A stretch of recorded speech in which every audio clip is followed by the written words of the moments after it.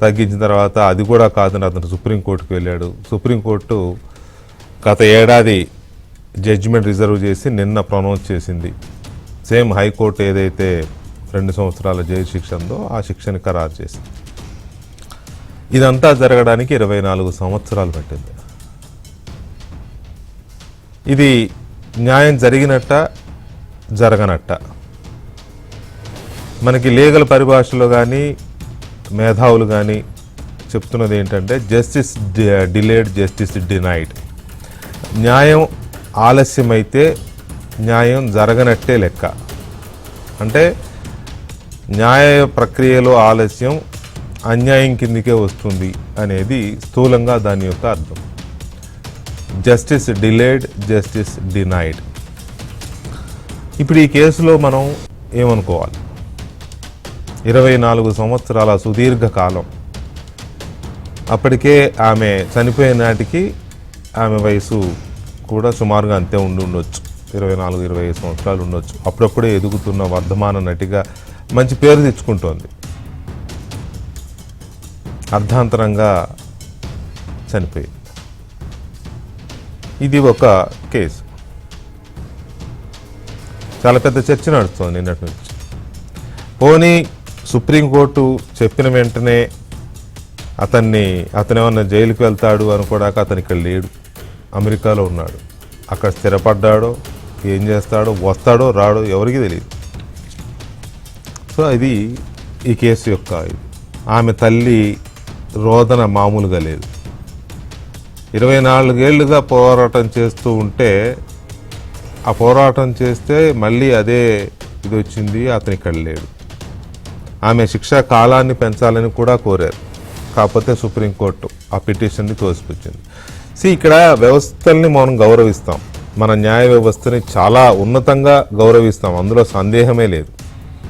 కాకపోతే ఇట్లాంటి ఆలస్యాలు జరిగినప్పుడు ఎక్కడో ఒక మూల బాధ, ఆవేదన.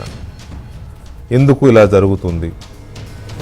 కోర్టు వెంటనే దాని మీద జడ్జి ఇచ్చినప్పుడు మళ్ళీ పై కోర్టుకు వెళ్తారు, మళ్ళీ అక్కడ జడ్జిమెంట్ ఇవ్వగానే మళ్ళీ ఇంకా పై కోర్టుకు ఇలా ఇదే పనే ఇంకా అనేది ఒకటి.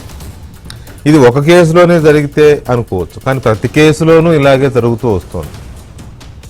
ఆయేషా మీరా 18 సంవత్సరాలు 18 సంవత్సరాలుగా తల్లిదండ్రులు పోరాటం చేస్తూనే ఉన్నారు.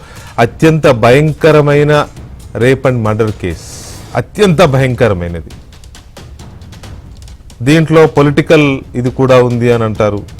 నిజమేంటో చేసిన వాడికి తెలియాలి, భగవంతుడికి తెలియాలి. ఆ అమ్మాయి చనిపోయింది, అత్యంత భయంకరంగా చనిపోయింది. ఒక మైనారిటీ మతానికి చెందిన యువతి బీఫార్మసీ చదవడానికి హాస్టల్లో ఉంటూ హాస్టల్లో అర్ధరాత్రి రేప్ అండ్ మర్డర్ అయింది. 18 సంవత్సరాలుగా పోరాడుతూనే ఉన్నారు. పోలీసులు దర్యాప్తు చేశారు, సిబిఐకి ఇచ్చారు. సిబిఐ వాళ్ళు యాదృచ్ఛికమని అనుకోవచ్చు, ఇవాళ కూడా వాళ్ళు కోర్టుకు వెళ్ళారు, వాళ్ళు విచారణకు రమ్మని. అదేంటో సిబిఐ దర్యాప్తు చేసిన కాపీ ఇమ్మంటే వారికి ఇవ్వట్ల. ఈ కేసులో విచిత్రం ఏంటంటే 3-4 దోషులని పోలీసులు తేల్చారు. ముందు ఒకరిని తీసుకొచ్చారు, వాడు కాదన్నారు. మళ్ళీ 2వ వాడిని తీసుకొచ్చారు, ఆడు కాదన్నారు. మళ్ళీ 3వ వాడిని తీసుకొచ్చారు, ఆడు కాదన్నారు. ఇద్దరైతే జైల్లో కూడా ఉన్నారు 2 నెలలు 3 నెలలు, అది కాదన్నారు. మళ్ళీ సత్యం బాబా అని ఇంకొక అతన్ని తీసుకొచ్చారు, 2 ఏళ్ళు 3 ఏళ్ళు జైల్లో కూడా ఉన్నట్టున్నాడు, 2 సంవత్సరాలు ఉన్నట్టున్నాడు.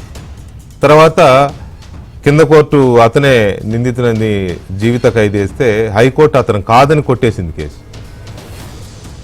ఏంటి అంటే 18 సంవత్సరాలుగా ఏమీ తేలకుండా ఉన్న ఈ రేప్ అండ్ మర్డర్ కేసులో ఇంతవరకు ఏమీ తేలకపోతే, సిబిఐ టేకప్ చేసినా కూడా ఎటు తేల్చలేకపోతే ఎవరు న్యాయం చేయాలి? అది ఒక కేసు. ఇలాంటివి చాలా ఉన్నాయి. ఉదాహరణకు మనకు లేటెస్ట్ ఎగ్జాంపుల్ ఇంకోటి కూడా చెప్తాను నేను. వైఎస్ వివేకానంద రెడ్డి గారి హత్య కేసు 7 సంవత్సరాలు అయింది. సిబిఐ దర్యాప్తు చేస్తోంది, ఎక్కడిదక్కడే ఉంది. ఆమె పోరాడుతూనే ఉంది. వివేకానంద రెడ్డి గారి కూతురు సునీతారెడ్డి గారు పోరాడుతూనే ఉంది. ఎంత ఓపిక ఉండాలి వీళ్ళకి. ప్రత్యూష తల్లికి కానీ, ఆయేషా మీరా తల్లిదండ్రులకు కానీ, వివేకానంద రెడ్డి గారి కూతురుకు కానీ, ఎవరికైనా ఎంత ఓపిక ఉండాలి, ఎంత బలమైన కాంక్ష ఉండాలి తమకు జరిగిన అన్యాయానికి న్యాయం జరగాలని. వాళ్ళేమీ కోట్లు లేకపోతే ఆస్తులు ఇవి కోరుకోవట్లా. అసలు నిందితులు ఎవరో, అసలు దోషులు ఎవరో వాళ్ళకి శిక్ష పడాలనే. శిక్షించడానికే కదా మన న్యాయ వ్యవస్థలు, మన దర్యాప్తు సంస్థలు ఉన్నది, శిక్షించడానికేగా. మరి ఎందుకు ఆలస్యం అవుతోంది? ఎందుకు నిందితులు తప్పించుకుంటున్నారు? ఎందుకు అసలు దోషులు తప్పించుకుంటున్నారు? ఇక ఇలాంటి కేసులు ఇంకా చాలా దశాబ్దాల తరబడి సాగుతూనే ఉన్నాయి. సో ఇవి ఎందుకు ఇలా జరుగుతూ ఉన్నాయి? ఈ జస్టిస్ డిలేడ్, జస్టిస్ డినైడ్ అని న్యాయ కోవిదులే చెప్పిన మాట మనం కాదనగలమా? ఇలాంటి కేసులు చూసినప్పుడు అదేగా జరుగుతోంది. ఇప్పుడు నేను చెప్పిన ఈ 3 కేసుల్లోనూ జస్టిస్ డినైడేగా, న్యాయం తిరస్కరించబడినట్టేగా.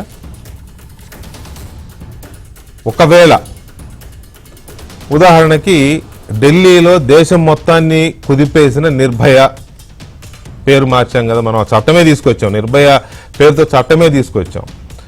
నిర్భయ హత్యాచార కేసులో 8 సంవత్సరాల కాలం పట్టింది వాళ్ళకి శిక్ష వేయడానికి. అక్కడికి 2-3 తప్పించుకున్నారు. మనం ఘనంగా ఆ పేరు మీద చట్టమే తెచ్చాం. హైదరాబాద్లో జరిగిన దిశ హత్యాచార ఘటన అత్యంత దారుణంగా రేప్ చేసి తగలబెట్టేసిన కేసులో ఆ నిందితులు ఎన్కౌంటర్ అయ్యారా, ఎన్కౌంటర్ చేశారా, ఏదన్నా కానీ ఎన్కౌంటర్ అయితే జరిగింది, వాళ్ళు చనిపోయారు కదా. ఒకవేళ అది జరగకపోయి ఉంటే ఆ కేసు కూడా ఇంకా నడుస్తూనే ఉండేదిగా. కోర్టుల్లోనూ, కింద కోర్టులో నుంచి పై కోర్టులో, పై కోర్టులో నుంచి ఆ పై కోర్టులోకి నడుస్తూనే ఉండేదిగా. వాళ్ళ నిందితులను తేలిపోయిందిగా. అక్కడ దాకెందుకు? ఆ మధ్య గుంటూరు జిల్లాలో ఒక వృద్ధుడు ఒక అమ్మాయిని రేప్ చేస్తే ఆ ఇష్యూ తెలిసి పోలీసులు చేస్తే అతను సూసైడ్ చేసుకున్నాడు. అలాగే ఇటీవలే ఒక 5-6 నెలల క్రితం కాకినాడ దగ్గర ఒక వృద్ధుడు ఒక అమ్మాయిని ఏదో ఆశ పెట్టి అక్కడున్న ఏదో బొప్పాయి తోటలోకి ఎక్కడికో తీసుకెళ్లి ఆ అమ్మాయిని ఏదో చేయకపోతే వేరే యువకుడు చూసి ఆ వీడియో తీసి సోషల్ మీడియాలో పెట్టి ఇచ్చేయడం, అదంతా కేసు అవ్వడం. చివరికి అతన్ని పోలీసులు రాత్రిపూట అరెస్ట్ చేసి తీసుకెళ్లారు. ఏం జరిగింది అనేది మనకు అనవసరం, కానీ అతను చెరువులో శవమై తేలాడు. లేకపోతే ఆ కేసు ఏమయ్యేదో, అతను జైల్లో ఉండేవాడు, లేకపోతే సాగదీస్తా ఉండే. 3 నెలలకు బెయిల్ వస్తుంది, డిఫాల్ట్ బెయిల్. ఇవాళే మదనపల్లి దగ్గర ఒక విలేజ్, వాడు అత్యంత దారుణంగా 7 ఏళ్ల బాలికని అత్యాచారం చేసి చంపేసి నీళ్ల డ్రమ్ములో కుక్కేసి చంపేస్తే ఊళ్ళో విప్లవంలాగా వచ్చి జనమందరూ దాడి చేసే పరిస్థితి వచ్చింది. పోలీసులు అతను అరెస్ట్ చేయడానికి నానా ఇబ్బందులు పడాల్సి వచ్చింది, అతను తీసుకెళ్ళడానికి. చివరికి అతను రాత్రి ఏం జరిగిందో ఎస్పీ గారు చెప్పడం అయితే, మేము తీసుకెళ్తుంటే అతను ఆ జీబు దూకి పారిపోయాడని చెప్పారు. మొత్తం మీద అయితే పొద్దున్నే అతను కూడా చెరువులో శవం అయితే లేడు. లేకపోతే అతన్ని అరెస్ట్ చేస్తే ఏమవుద్ది? తీసుకెళ్తారు, రిమాండ్ చేస్తారు, 3 నెలల్లో బెయిల్ వస్తుంది, ప్రూవ్ అయితే అవుతాడు, లేకపోతే లేదు. అందుకేనా ప్రజలు ఇన్స్టంట్ జస్టిస్ కోరుకుంటున్నారు అనిపిస్తుంది. ఈ కేసులు చూసినప్పుడు, ప్రత్యూష కేసు కానీ, ఆయేషా మీరా కేసు కానీ, వివేకానంద రెడ్డి హత్య కేసు కానీ, ఇట్లాంటి సాగదీత కేసులు చూసినప్పుడు ఆన్ ది స్పాట్ జస్టిస్ అని ప్రజలు ఎందుకు కోరుకుంటారు? అది కరెక్ట్ కాదు. డెఫినెట్గా ఆన్ ది స్పాట్ జస్టిస్, విచారణ జరగకుండా, చట్ట ప్రకారం శిక్షలు వేయకుండా ఎవరి ఇష్టానికి వాళ్ళు ఇది చేస్తామంటే మనమేమి ఆటవిక రాజ్యంలో లేము, అనాగరిక ప్రపంచంలో లేము. డెఫినెట్గా చట్ట ప్రకారమే జరగాలి. ఏది జరిగిన మనకు రాజ్యాంగం ఉంది, దాని ప్రకారమే జరగాలి. కానీ ఇలాంటి జాప్యం జరగడం వల్ల, లేకపోతే ఇలాంటి దర్యాప్తు సంస్థల యొక్క ఇన్ఎఫిషియన్సీ వల్ల, లేకపోతే కింద కోర్టు నుంచి పై కోర్టుకి, పై కోర్టు నుంచి ఆ పై కోర్టుకి అప్పీళ్ళ మీద అప్పీళ్ళు, శిక్షలు తగ్గడాలు పెరగడాలు, ఇవన్నీ చూసినప్పుడు జనంలో ఇన్స్టంట్ జస్టిస్ మీద ఒక ఇది పెరిగిపోతుంది. ఇవాళ తిరుపతి, అదే మదనపల్లి దగ్గర వాడు మాకు అప్పచెప్పండి, ఇక్కడే చంపేస్తాం, ఇక్కడే ఉరి తీయాలి, మా ముందే కాల్చి చంపాలని అని జనం అరిచారు. అక్కడ దిశ అత్యాచారం అప్పుడు కూడా అదే చూసాం మనం.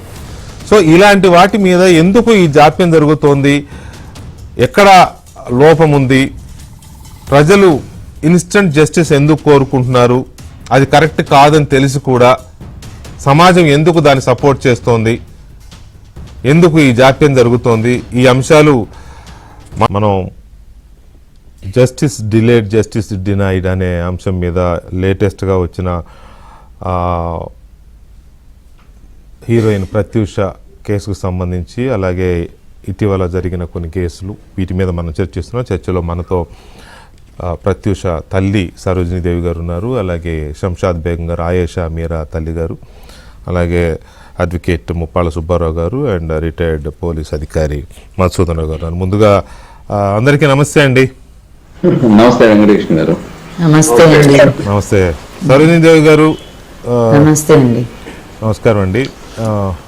అంటే నా ఫస్ట్ క్వశ్చన్ ఏంటంటే, ఈ 24 ఏళ్ల పోరాటంలో మీకు ఎప్పుడు కూడా విరక్తి కానీ, విసుగు కానీ, లేకపోతే ఒక రకమైన నిస్పృహ కానీ రాలేదా?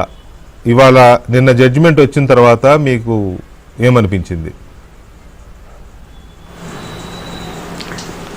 అందరికీ నమస్కారం అండి. నమస్తే. 24 ఏళ్ళ నా పోరాటంలో నేను ఎప్పుడు విసుగు చెందలేదండి. ఎందుకంటే నా కూతురుని నేను కోల్పోయాను. నేను ఒక కన్న తల్లిని, నా కూతురు అన్యాయం అయిపోయింది. ఎంతో ఎదగాల్సిన అమ్మాయిని మేము కోల్పోయినాం. నా కుటుంబం కోల్పోయింది, నేను కోల్పోయినా. అందుకని ధైర్యంతో ఎవరు సహాయ సహకారాలు ఇచ్చినా ఇవ్వకపోయినా నేను ఒక్కదాన్నే ముందరికి వెళ్ళాను. అదే నా కూతురికి న్యాయం చేయాలా, అంతో ఇంతో న్యాయం చేసుకుంటాను అనే ధైర్యంతో ముందరికి వెళ్ళాను. 24 సంవత్సరాల తర్వాత సెషన్ కోర్టులో నాకు సంతృప్తి ఇవ్వక హైకోర్టుకి వెళ్ళాను. హైకోర్టులో ఈ సెషన్ కోర్టులో ఇచ్చిన 5 సంవత్సరాలను మళ్ళీ సగానికి చేశారు. అక్కడ నేను న్యాయం కోసము జీవిత ఖైదీ పడాలి అని చెప్పేసి నేను హైకోర్టుకు వస్తే సెషన్ కోర్టులో పడిన దాన్ని మళ్ళీ సగానికి సగం తగ్గించారు. ఇది ఎక్కడ అన్యాయమో, నాకు ఇంత అన్యాయం జరుగుతుంది, మళ్ళీ ఇక్కడ ఇచ్చిన 5 ఏళ్లను కూడా తగ్గించేశారు అని చెప్పేసి నేను 2011 డిసెంబర్లో సుప్రీంకోర్టుకి వెళ్ళాను సార్. సుప్రీంకోర్టులో 2011 డిసెంబర్లో వేస్తే 13 సంవత్సరాల తర్వాత ఇప్పుడు జడ్జిమెంట్కి వచ్చింది సార్. ఇందులో నాకు విసుగు, బాధ ఏమీ అనిపించలేదు సార్. నాది ఒకటే ఉద్దేశంతో, ఒకటే ఏకాగ్రతతోటి నేను పోరాటం చేశాను. నా కుటుంబానికి ఏదైనా పర్వాలేదు, నా బిడ్డకు మాత్రం న్యాయం చేయాలా. నేను కన్న కూతురు అన్యాయం అయిపోయింది, నా కళ్ళ ముందర పోయింది.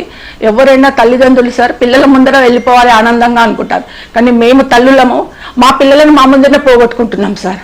ఇది చాలా బాధాకరమైన విషయం సార్. ఏ తల్లికైనా కూడా కడుపు కోత సార్ ఇది.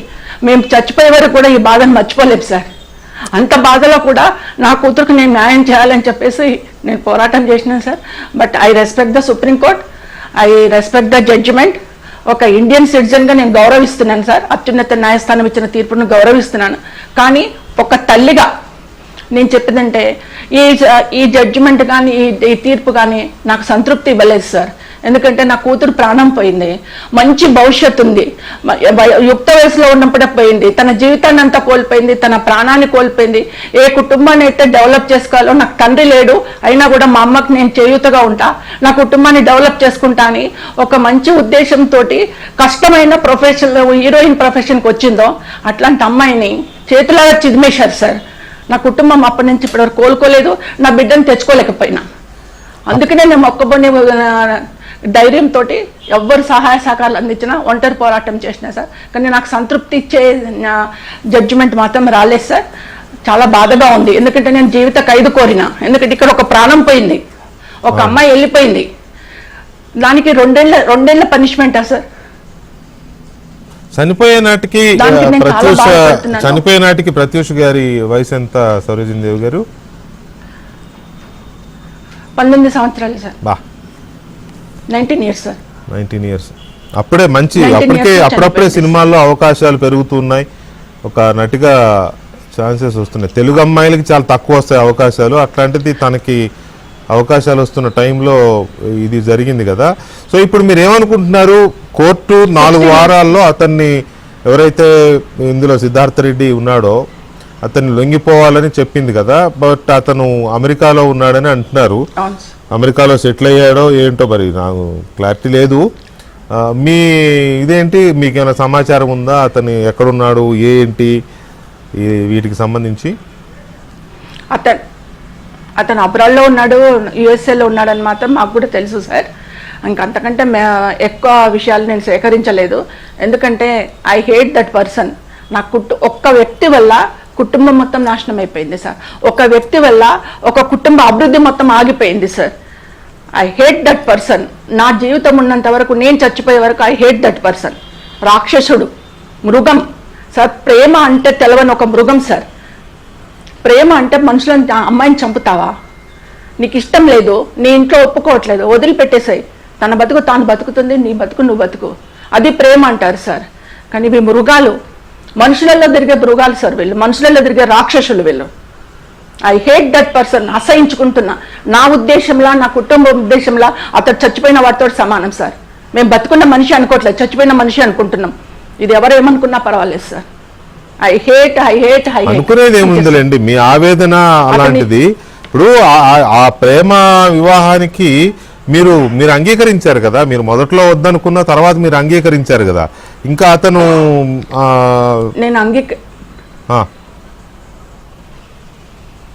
నేను అంగీకరించాను సార్, కానీ కొన్ని జాగ్రత్తలు చెప్పాను. అదే ఎవరైనా చెప్తారు కదా, ఏ తల్లి అయినా బిడ్డకు చెప్తుంది కదా, తప్పేముంది? కొన్ని అంటే ఇప్పుడే అప్కమింగ్ ఆర్టిస్ట్ నువ్వు, అప్కమింగ్ హీరోయిన్ అయినావు, నీకు రెమ్యునరేషన్స్ కూడా హెవీగా రావట్లేదు. మనది మిడిల్ క్లాస్ ఫ్యామిలీ, మనం ఇంకా డెవలప్ కావాలా. డెవలప్ అయిన తర్వాత నువ్వు కొద్దిగా మంచి హీరోయిన్ అయిపోయిన తర్వాత అతనికి కూడా పెద్దగా ఎడ్యుకేషన్ ఏం లేదు ఇప్పుడు, అతను కూడా మంచి ఎడ్యుకేషన్ చేసుకోవాలా. అప్పుడే మీ ఇద్దరు లైఫ్ లీడ్ చేయగలుగుతారు. అప్పటి వరకు ఆగమ్మా, ఒక 2-3 years ఆగు. అప్పుడు ఇదే ఫ్రెండ్షిప్ మీకు కంటిన్యూ అయిందంటే నేను తప్పకుండా మీకు మ్యారేజ్ చేస్తానని చెప్పాను సార్. అటు సైడ్ వాళ్ళ ఫ్యామిలీలో వాళ్ళు ఒప్పుకోలేదు సార్. దానికి అతను ఒక ఇన్ఫీరియారిటీ కాంప్లెక్స్ పెంచుకున్నాడు, ఒక న్యూనతా భావం పెంచుకున్నాడు పాప మీద. పెంచేసుకుని నా పాప కన్నడ మూవీ ఓపెనింగ్కి వెళ్తూ ఉంటే 23rd రోజు వచ్చేసి ఆ అమ్మాయిని బ్యూటీ పార్లర్లో కలిశాడు సార్. కలిసి ఒక 5 minutes వెళ్దాము, అలా మాట్లాడుకొని వస్తామంటే అక్కడికి మా అన్నయ్య కూతురు రిఫ్యూజ్ చేసింటారు. వద్దు, అత్తమ్మ కోపడుతుంది, మేము వెళ్ళిపోతామంటే లేదు 5 minutes నేను తీసుకొని వెళ్ళి మళ్ళీ వచ్చేస్తానని చెప్పేసి 5 minutes తీసుకున్న వెళ్ళాడు సార్. అదే లాస్ట్ సార్. అమ్మాయిని మేము అందరం కలవడం అదే లాస్ట్. హాస్పిటల్లో అడ్మిట్ అయిపోయింది సార్. ఇప్పుడు మీ అలిగేషన్ ఏంటంటే అది హత్య అని కాదు, ప్రూవ్ చేసింది ఏంటంటే సూసైడ్ అని, అంతే కదా? డిఫరెన్స్ అదే కదా? అవును సార్. నేనేమంటున్నా సార్, అత్యాచారం చేసి నా బిడ్డను చంపారు సార్. ఎందుకంటున్నానంటే మీరే అన్నారు సార్, జస్టిస్ డిలేడ్ అని అన్నారు. అదే జరిగింది సార్, ప్రత్యూష కేసులో అదే జరిగింది. ముందు ప్రత్యూష చనిపోయిన తర్వాత ఒక 2-3 months తర్వాత సిబిఐ ఎంటర్, ఒక 2 months తర్వాత సిబిఐ ఎంటర్ అయింది సార్. సిబిఐ ఎంటర్ కాకముందుకే ఎవిడెన్స్ అన్ని మాయమైపోయినాయి సార్. అవును, కోర్టు కూడా మునిస్వామి అనే వ్యక్తి ఎంటర్ అయ్యి ఎంత మ్యానిపులేట్ చేశాడని కోర్టు కూడా ప్రస్తావించింది కదా అది. అవును సార్. అంటే నేనేమంటున్నాను సార్, ఒక కేసుకి ఒక చార్జ్ షీట్ అప్లై చేయడానికి కావాల్సిన ఏమేమి ఎవిడెన్స్ ఉన్నాయో మెయిన్ ఎవిడెన్స్ నుంచి తీసేసి ఒక ఆత్మహత్య యత్నంగా కేసుగా చూపించడానికి కావాల్సిన ఎవిడెన్స్ ను పెట్టి సిబిఐకి ఇచ్చారు సార్. సిబిఐ ఇన్వెస్టిగేషన్, ఒక సంస్థ ఆర్గనైజేషన్ ఏం చేస్తుంది సార్, తనకున్న ఎవిడెన్స్ ఆధారంగానే ఇన్వెస్టిగేషన్ చేస్తుంది సార్. సిబిఐ వాళ్ళు కూడా ఎవిడెన్సెస్ అన్నిటినీ అలా ఇచ్చేసారు అనుకుంటున్నారు. అంటే అందులో ఎవరన్నా పెద్ద తలకాయలు ఉన్నారా సిద్ధార్థ రెడ్డి కాకుండా, లేకపోతే సిద్ధార్థ రెడ్డి చాలా ఇన్ఫ్లుయెన్స్డ్ పర్సన్? సిద్ధార్థ రెడ్డి ఒక నాకు తెలిసిన ఇన్ఫర్మేషన్ ప్రకారము ఒక A1 రైల్వే కాంట్రాక్టర్ కొడుకు అని తెలుసు సార్ ఆ కాలంలో. ఆ, సో నేనేమంటున్నంటే నా బిడ్డను అత్యాచారం చేశారు.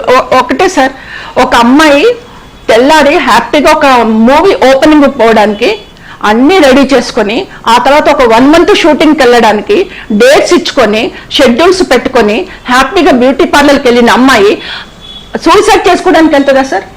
అంటే మన ఫేషియల్ చేసుకుని సూసైడ్ చేసుకుంటారా సార్? లేదు. ఇక్కడ మీకు తెలుస్తుంది అమ్మాయి తను నెక్స్ట్ డే మార్నింగ్ వెళ్ళిపోవడానికి ప్రిపేర్ అవుతుంది, అతను వచ్చి తీసుకెళ్లిపోయాడు. ఇక్కడే తెలవాలి సార్, న్యాయస్థానాలు కానీ మీలాంటి మీడియా పెద్దలు కానీ ఇక్కడే తెలుసుకోవాలి. అమ్మాయి రెడీ అవుతున్న సమయంలో తీసుకెళ్లి 5 నిమిషాల్లో వెనక్కి వస్తా అన్న అమ్మాయిని ఆత్మహత్య చేశాను అంటున్నావు. ఓకే, ఇద్దరు తాగారు సార్, అక్కడ కూడా ఒప్పుకుందాం, ఇద్దరు పాయిజన్ తీసుకున్నారు, కార్లో కూర్చున్నారు, కన్జ్యూమ్ చేశారు. మరి తీసుకుపోయి హాస్పిటల్ ఎందుకు అడ్మిట్ చేసావు? ఇద్దరు కార్లోనే చనిపోవాలి కదా ఆత్మహత్య చేసుకోవాలనుకున్నప్పుడు. తీసుకెళ్లి హాస్పిటల్ అడ్మిట్ చేసావు, నువ్వు హాస్పిటల్లో అడ్మిట్ అయిపోయావు. ఇదేంటి డ్రామా? అతను బతికాడు, అమ్మాయి చనిపోయింది. ఎక్కడున్నా? అవును, తను చెప్పిందే సాక్ష్యం సార్, ఎందుకంటే అమ్మాయి చనిపోయింది కాబట్టి బతుకున్న వాళ్ళు చెప్పిందే కరెక్ట్ అవుతుంది. అక్కడ నువ్వు మూతికి కొద్దిగా పాయిజన్ పూసుకున్నారేమో, తాగవని నమ్మకం ఏంటి సార్? Correct correct. ఇటువంటి చాలా చాలా జరుగుతూ ఉంటాయి. కొద్దిగా కొంచెం ఇట్లాంటి చిన్న ఎవిడెన్స్ ని మర్చిపోయారు సార్. చిన్న వాటిని మర్చిపోయారు. మెయిన్ ఇందులో సార్ మెడికో లీగల్ కింద డ్రెస్ మాయం చేశారు సార్, డ్రెస్ తగలబెట్టేశారు. అవునా, చాలా ఇంపార్టెంట్. మెడికో లీగల్ కింద నాకు డ్రెస్ ఇవ్వమంటే ఇవ్వలేదు సార్.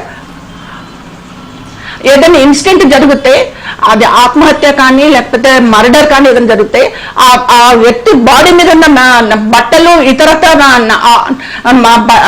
వస్తువులే కదా సార్ ఇంపార్టెంట్, మెయిన్ ఎవిడెన్స్. ఆ ఎవిడెన్సే లేకుండా చేశారు సార్. రైట్. ఒక్క నిమిషం సరోజిని దేవి గారు, ఒకసారి శంషాద్ బేగం గారితో కూడా మాట్లాడతాం. మీలాగనే ఆమె కూడా 18 ఏళ్ల నుంచి ఆగని కన్నీళ్ళే అవి. ఎందుకంటే చాలాసార్లు మాట్లాడాను నేను, నాకు కూడా కొంత ఐడియా ఉంది. శంషాద్ బేగం గారు నమస్తే అండి. నమస్తే అండి. అది యాదృచ్ఛికమేమో, మీరు మళ్ళీ ఇవాళ కోర్టుకి వెళ్ళారు. కోర్టు దగ్గరికి వెళ్ళి చేశారు. మీరు సిబిఐ దర్యాప్తుని తప్పుపట్టారు. విచిత్రంగా ఆ దర్యాప్తు కాపీ వాళ్ళు ఏదైతే వేశారో ఆ కాపీ ఇమ్మంటే కూడా మీకు ఇవ్వలేదు కదా వాళ్ళు. సో 18 ఏళ్లుగా చేస్తున్న అలుపెరగకుండా చేస్తున్న ఈ పోరాటం ఇంకా కొలిక్కి రాలా. ఇప్పటికీ చేసింది ఎవరో తెలియదు. మీ అమ్మాయిని అత్యంత దారుణంగా హత్య చేసింది ఎవరో ఇప్పటికీ తెలియదు 18 ఏళ్ళ తర్వాత కూడా. ఇదో విచిత్రమైన వ్యవహారం మన పరిస్థితిలో. సో దాని మీద కొంచెం డీటెయిల్గా శంషాద్ బేగం గారు, ఈ 18 ఏళ్ల పోరాటంలో మీ ఏడుపులు మీ కన్నీళ్లే చూశాను నేను. కానీ ఎక్కడైనా ఆ సరోజిని దేవి గారిని అడిగినట్టే అడుగుతున్న మిమ్మల్ని కూడా, ఎక్కడన్నా విరక్తి కలగడం కానీ అట్లాంటివి ఏమన్నా అనిపించిందా వ్యవస్థల మీద? లేకపోతే ఇది మన వ్యవస్థని, మన న్యాయ వ్యవస్థని, మన రాజ్యాంగం అసహ్యం వేసిందండి నాకు. కానీ అసహ్యం వేసిందండి వ్యవస్థల మీద. ఎందుకంటే చదువుకున్నాము, రాజ్యాంగం అంటే ఏంటో తెలుసు. వీటన్నిటిలో నిజ రూపంలోకి వచ్చేటప్పటికి ఎంత అసహ్యంగా ఉందో అది అనుభవిస్తేనే తెలుస్తుందండి. బయట ఉండి పిల్లలకి ఎన్నైనా చెప్తాము, కానీ మనకు జరిగిన అన్యాయాన్ని తెలుసుకున్న తర్వాత అసలు పోలీసు వ్యవస్థ అంటే ఏంటి, న్యాయ వ్యవస్థ అంటే ఏంటి, సిబిఐ అంటే ఏంటో తెలిసిందండి. వాటి మీద విరక్తి కలిగింది, అసహ్యం వేస్తుందండి. అంటే మరీ దారుణంగా. సరే, ఓకే, మనకి జరిగిన డిలే అంటే డినైడ్, మనం ఇప్పుడు దాకా మాట్లాడుకుంటున్నట్టుగా మనకి జరిగిన అన్యాయం లేకపోతే సకాలంలో న్యాయం జరగకపోవడం వీటి వల్ల అనిపిస్తుంది. ఓకే, అయినా కూడా మనం మన న్యాయ వ్యవస్థలను వీటిని గౌరవిస్తాం, అది వేరే విషయం. పైగా మీరు టీచర్ కూడా కాబట్టి మీకు కొన్ని విషయాల మీద సంపూర్ణమైన అవగాహన ఉంటుంది. కానీ ఈ కేసులో ఆయేషా మీరా మీ పాప కేసులో సత్యంబాబు 4వ వాడా 5వ వాడా? చాలా మంది ఉన్నారండి. అరెస్ట్ చేయడం తీసుకురావడం, మా తమ్ముడిని జైలు పంపించడం, మళ్ళీ వదిలేయడం, మళ్ళీ వాడు కాదని ఇంకొకటి పట్టుకురావడం. లడ్డు లడ్డు అని. లడ్డు జగిత్యాల్లో ఉన్నటువంటి ఉపేంద్ర, ఆ. తర్వాత 6వ వాడండి సత్యంబాబు. ఆ సత్యంబాబును కూడా చావు చిత్త కొట్టి జైల్లో పెట్టి తర్వాత మళ్ళీ హైకోర్టు ఇతను కాదని తేల్చింది. మరి ఎవరు ఇప్పటికైనా ఏమైనా క్లారిటీ వచ్చిందా సిబిఐకి కానీ లేకపోతే జ్యుడిషియరీకి కానీ? ఎవరికి రాదండి, భలేవారండి.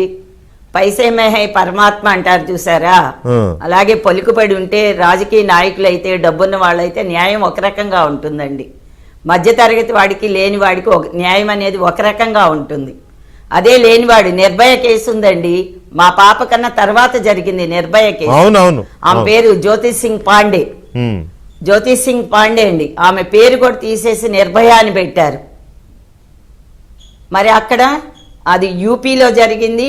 తర్వాత రాజకీయ పలుకుబడితోటి మొత్తం అక్కడ ఉన్నటువంటి వాళ్ళు పేదవాళ్ళు కాబట్టి వాళ్ళని ఉరిదీశారు, కొంతమంది తప్పించుకున్నారేమో తెలియదండి. ఆ తర్వాత ప్రియాంక రెడ్డి దిశ చట్టం ఒకటి ఏర్పాటు చేసుకున్నారు. మరి మన ఆంధ్రాలో జరగలేదు, అది తెలంగాణలో జరిగితే ఎంతో అత్యుత్సాహంతో దిశ చట్టం అనే పేరు పెట్టి అక్కడున్న వాళ్ళు కూడా లేని వాళ్ళు కాబట్టి వాళ్ళని ఎన్కౌంటర్ చేశారో లేదా ఎన్కౌంటర్ అయిందో కూడా తెలియదండి. ఈ 2 కేసులను చూస్తే మా పాప కేసు ముందే 2007 డిసెంబర్ 27. మరి ఇక్కడ నిందితులను ఎందుకు పట్టుకోలేకపోయారండి పోలీసులు కానీ, సిట్ కానీ, సిబిఐ కానీ? ఒక్కసారి ఆలోచించండి. మీరు ఆలోచించక్కర్లే, ప్రజలందరికీ తెలుసు నేరస్తులు ఎవరో కూడా తెలుసండి. ఎంత దారుణం అంటే హత్య జరిగిన రోజు అక్కడున్న వాళ్ళందరినీ తీసుకెళ్లి అరెస్ట్ చేస్తారు, విచారిస్తారు. ఫర్ ఎగ్జాంపుల్ నేను మీ దగ్గరికి వచ్చాను అనుకోండి, నాకేదైనా ప్రమాదవశాత్తు జరిగితే మీ అందరినీ తీసుకెళ్తారు, అక్కడ తీసుకెళ్లి విచారణ జరిపి ఆ తర్వాత ఏం చేయాలో అది చేస్తారు. మరి చంద్రబాబు నాయుడు గారు ఏం చేశారని కన్నూరులో అరెస్ట్ చేసి 53 రోజులు రిమాండ్ పెట్టారండి.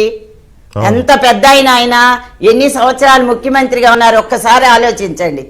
మరి అలాంటిది ఆఫ్టర్ ఆల్ ఆ వార్డెన్ అరెస్ట్ చేయలేకపోయారు పోలీసులు. ఎంత ఉత్సాహంతో సిపి ఆనంద్ చేశాడో చెప్పండి మీరు. సిపి ఆనంద్ ఆ రోజు ఆనందే కదండి ఇక్కడ విజయవాడలో. ఏం చేశాడండి ACP Vijay Kumar, Tahira Begum, SI Srinivas, CI Murali వీళ్ళందరూ అసలు అక్కడ ఎవిడెన్స్ లేకుండా చేసి పారేశారండి, కడిగేశారండి. మా పాప ఉన్న రూమ్కి కరెంటే లేదండి, కుక్కలు పైకి తీసుకెళ్తే బాటిల్స్ తెచ్చారండి. ఒక లేడీస్ హాస్టల్లో కుక్క ఉండేది, ఆ కుక్క కూడా లేదు. సిఐడి వాళ్ళు వచ్చి 6 తాళాలు మెయింటైన్ చేస్తున్నారని చెప్పారు. ఏం చేశారండి ఆమెని కిందకి దించి సిపి ఆనంద్ గారు చక్కగా ప్రొటెక్షన్ ఇచ్చారు, పోలీసులు ప్రొటెక్షన్, అరెస్ట్ చేయలా, కిందకి దించుకొని ఆమె కింద ఫ్లోర్లో పోలీసులు ప్రొటెక్షన్ ఇచ్చాడు. ఇక్కడ చెప్పండి పోలీసు వ్యవస్థ ఎంత బాగా పనిచేసిందో మా పాప కేసులో. ఒక్కసారి ఆలోచించండి సార్, మీ అందరికీ తెలిసి ఈ విషయాలు. అంటే ఒకటమ్మా శంషాద్ బేగం గారు, ఇప్పుడు మన మీ పాపది ఆయేషా కేసు అయినా లేకపోతే ప్రత్యూష్ గారి కేసు అయినా ఏదైనా ఇవి మీ కుటుంబాలకు సంబంధించిన కేసులు మాత్రమే కాదు, ఇవి ఇప్పుడు సమాజానికి సంబంధించిన కేసులు. ఇవి సమాజం ఓన్ చేసుకోవాల్సిన కేసులు. ఎందుకు ఇలా జరుగుతున్నాయనేది చర్చించాలి. అయితే ఇక్కడ పాయింట్ ఏంటంటే మీకు సిబిఐ ఇచ్చిన రిపోర్ట్ కాపీ ఇవ్వడానికి ఎందుకు తిరస్కరిస్తున్నారు? అది మీ రైట్ కదా, మీ హక్కు, అది మీ లాయరు పిటిషన్ వేసైనా తీసుకోవచ్చు. ఎందుకు ఇవ్వడం లేదు? ఏంటి వాళ్ళకు వచ్చిన ఇబ్బంది ఏంటి? ఎందుకు ఇవ్వటం లేదు మీరే ఆలోచించండి సార్. అంటే మీకేమైనా చెప్పారా? నాకు అర్థమైంది ఎందుకు ఇవ్వట్లేదో నాకు అర్థమైంది, కానీ మీకేమైనా అధికారికంగా ఏమైనా చెప్పారా అని? ఏం చెప్పలేదు సార్, అధికారికంగా ఏం చెప్పలేదు. పోలీసులు ఏమైతే రాసుకున్నారు వీళ్ళు అదే రాసుకున్నారు అంతే. ఇన్వెస్టిగేషన్ జరగల. పైగా సిబిఐ తీసుకునేటప్పుడు మా రిపోర్ట్ తీసుకోవాలి పేరెంట్స్గా. మేము ఎఫ్ఐఆర్ రాయాలి. ఏదండి ఎక్కడ రాసా? అసలు ఏమి ఇన్వెస్టిగేషన్ చేశారండి వాళ్ళు? మా దగ్గరకు వచ్చామని ఇన్వెస్టిగేషన్ చేశారా అండి? ఒక్కటి మాత్రం అడిగారు, 13 సంవత్సరాలైనటువంటి డెడ్ బాడీని రీపోస్ట్ మార్టం చేస్తే మాకు కొన్ని నిజాలు తెలుస్తాయి అని చెప్పి సిబిఐ మీ తెలంగాణలో ఉన్నటువంటి హైదరాబాదు స్వామి గారి ఆధ్వర్యంలో మా మత పెద్దలను అడగమని చెప్తే మత పెద్దలు ఒప్పుకోలేదండి. వన్స్ ఖననం చేసిన తర్వాత మహమ్మదీల్లో మళ్ళీ బాడీని తీయటం అనేది జరగదండి. ఇదే మొట్టమొదటి, ప్రపంచంలో మొట్టమొదటి జరిగింది ఇదేనండి. 13 సంవత్సరాల తర్వాత మా పాప బాడీని మేము న్యాయం జరుగుతుందని చెప్పి మేమిద్దరం సైన్ చేసి ఇస్తే తీసుకొచ్చి బాడీని తీసి దాని పార్ట్స్ అన్నా చేసి 10 రోజుల్లో మీకు మళ్ళీ ఖననం చేస్తాం మేమే అని చెప్పిన స్వామి గారు తప్పించుకొని తిరిగారండి. నేను ఎన్నిసార్లు ఫోన్ చేసినా వాళ్ళు ప్రొఫెసర్ లేరమ్మా, వీళ్ళు లేరమ్మా, ఎగ్జామ్ జరుగుతున్నాయని అలా చేసి 7 years అయినా ఇప్పటికీ మా పాప పార్ట్స్ మాకు అందించలేదండి. మై గాడ్ చూడండి సుబ్బారావు గారు, మరి మీరు ఆలోచించండి ఎంత బాధగా ఉంటుందో. 13 సంవత్సరాల తర్వాత పాప బాడీలో పార్ట్స్ తీసుకెళ్లి ఇంతవరకు కూడా ఇవ్వలేదండి. పైగా మేము వెళ్ళంటే తెచ్చుకోవాలంట హైకోర్టుకి వెళ్ళి. మేము బతుకుతామంటే ఆ పార్ట్స్ తెచ్చుకొని అక్కడ ఉన్నారుగా లాయర్ గారిని ఒక్కసారి చెప్పమనండి. ఎంత దారుణం జరుగుతుందండి. సిబిఐ ఎందుకండి అత్యుత్తమైన స్థానం అంటారు, అది చెత్త అని తెలిసిందండి. ఇప్పుడు మాకు చెత్తబొట్లో అన్నా కూడా రీసైక్లింగ్ చేస్తే ఉపయోగపడుతుంది. వాళ్ళు దేనికి ఉపయోగపడరండి? ప్రజల సొమ్ము తింటూ చక్కగా ఆనందంగా ఎంజాయ్ చేస్తున్నారే తప్పితే ప్రజలకు ఎలాంటి సేవ చేయట్లేదు, ఎలాంటి న్యాయం చేయటం లేదండి. మీ దగ్గర డబ్బు ఉంటే మీకు న్యాయం చేస్తారు. రేపు వివేకానంద రెడ్డి కేసు కూడా అంతేనండి, అదే జరుగుతుంది. మా పాప కేసు ఎలా జరిగిందో ఆ కేసు కూడా అలాగే జరుగుతుంది. ఇది సుబ్బారావు గారు, మాకు డబ్బులు లేవు, వాళ్ళకి డబ్బులు ఎంత దారుణమైన ఈ 2 కేసులు జరుగుతుంది. సుబ్బారావు గారు, ఈ 2 కేసులు మనం ఒకసారి చూస్తే ఎంత దారుణంగా ఉన్నాయంటే 24 సంవత్సరాల తర్వాత తీర్పు వచ్చినా ఆ తల్లికి తృప్తి లేదు. ఎందుకంటే వాళ్ళు అనుభవించిన బాధ అలాంటిది. మొదటి నుంచి దాని దర్యాప్తు సంస్థల కంటే వాళ్ళు ఎక్కువ దర్యాప్తు చేశారు ఈ కేసుల్ని. అటు సరోజినీ దేవి గారైనా, ఇటు ఆవిడైనా శంషాద్ బేగం గారైనా. శంషాద్ బేగం గారు చెప్పిన దాంట్లో ఇంకొక ఇది కూడా, ప్రతి మతానికి కొన్ని ఆచారాలు కొన్ని ఇవి ఉంటాయి. వాటిని కాదని మరి బాడీ పార్ట్స్ మళ్ళీ తీస్తే 7 సంవత్సరాలైనా వాటిని తిరిగి ఇవ్వలేదంటే ఈ ఖచ్చితంగా ఇక మనం సిస్టమ్స్ ని తప్పు పట్టాల్సిందే తప్ప ఇంక వేరే అనడానికి లేదు కదా. సుబ్బారావు గారు, ఇది దీన్ని మనం ఏమనాలి అసలు? ఈ రకమైన జస్టిస్ జరగకపోవడాన్ని, దర్యాప్తుని మళ్ళీ తీసుకుంటానమ్మా శంషాద్ గారు, మళ్ళీ తీసుకుంటాను. ఇంకో విషయం కూడా మీకు చెప్తాను. చెప్పండి వెంకటకృష్ణ గారు, చెప్పండి. ఇంకో విషయం కూడా చెప్పినాక ఆ లాయర్ గారిని అడగండి. సిట్ వేశారండి. సిట్లో మా పాప ప్రాపర్టీ ఎక్కడుంటుందండి? కోర్టులో ఉంటుంది. ప్రాపర్ పార్టీని స్పాయిల్ చేసేసారండి. స్పాయిల్ చేసి 3 సంవత్సరాలు ముగ్గురిని అరెస్ట్ చేసి బెయిల్ ఇచ్చారండి. ఇంతవరకు దాని రిపోర్ట్ మాకు ఇవ్వలేదు సార్. ఇప్పుడు చెప్పమనండి వ్యవస్థలు ఎలా ఉన్నాయో. అంటే ఈ రకంగా ఎవిడెన్సెస్ ని కూడా లేకుండా చేసి సుబ్బారావు గారు 2 కేసుల్లోనూ, ఆ కేసు ఈ కేసు, ప్రత్యూష ఆయేష, ఈ 2 కేసుల్లోనూ ఎవిడెన్సెస్ ని ట్యాంపర్ చేసి, లేకుండా ట్యాంపర్ కూడా కాదండి, లేకుండా చేసి కంప్లీట్ గా లేకుండా కోర్టుకి ఎలాంటి ఎమోషన్స్ ఉండవు కదా, ఎవిడెన్స్ ఆధారంగానే కోర్టు జడ్జిమెంట్స్ ఉంటాయి. కాబట్టి మనం కోర్టు తీర్పులను గౌరవిస్తూనే ఈ జరిగిన తతంగం మొత్తాన్ని చూసినప్పుడు సుబ్బారావు గారు సీనియర్ అడ్వకేట్ గా మీరు, పౌర హక్కుల సంఘానికి అధ్యక్షులు కూడా మీరు, ఇది ఏ రకమైన హక్కుల రక్షణ అవుతుందండి? ఇది హక్కుల భక్షణ కదా ఇది సుబ్బారావు? డెఫినెట్ గా అండి వెంకటేష్ గారు. ఇప్పుడు ఆయేషా మీరా తల్లి గారు కానీ, లేదంటే ప్రత్యూష గారి తల్లి గారి యొక్క ఆవేదనలో అది వాళ్ళ ఆవేదన కాదండి, ఈ సమాజం ఆవేదనగా సమాజాన్ని, నో డౌట్, కరెక్ట్. ఎందుకంటే ఇక్కడ 2014లో విజయవాడ కోర్టులో అప్పీల్ పెండింగ్ లో ఉండగా ఈ కేసులోని కీలకమైన నమూనాలు కూడా ధ్వంసం కావటం ఈ దర్యాప్తుకి పెద్ద విఘాతం కలిగించదనే విషయాన్ని ఇక్కడ మనం గమనించాలండి.